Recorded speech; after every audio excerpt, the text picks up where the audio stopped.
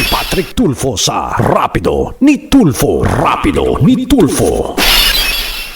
Apo, attorney, alam mo nakita natin yung problema dito sa sinasabi nyo na bakit nadidelay. I'm just curious, sir. Hindi po ako taga-customs. Wala ako sa cargo business.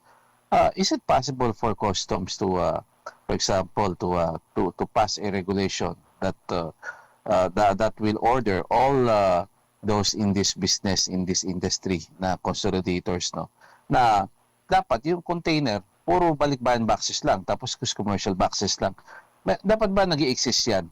Para sir, kung sakasakali, hindi na lang ma-delay.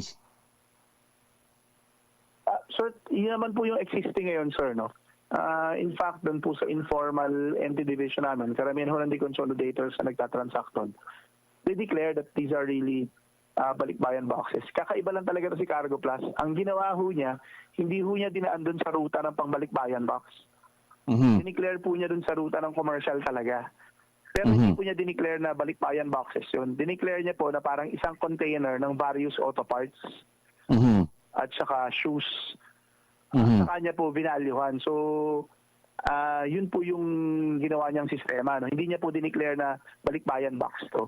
Kaya talaga pong may fraud na nangyari dito. Kasi kung totoo pong consolidator yan, madali naman pong i-declare niya dun sa informal entry division namin.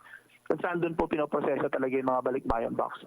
In fact, ang ginamit niya, sir, hindi ho deconsolidator, no?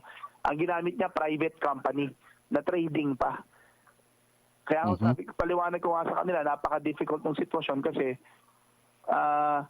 yung lumalabas po, no, sa shipping documents, bill of lading, pati po dun sa tracking list, ang lumalabas pong may-ari pa ng mga boxes nila, itong kumpanyang to at hindi po yung individual owners. Ganun po pinalabas ng Cargo Plus yung kargamento na to. Talagang, sir, no, there's an intent na mandaya, no? Yung si Halasan, sir, yung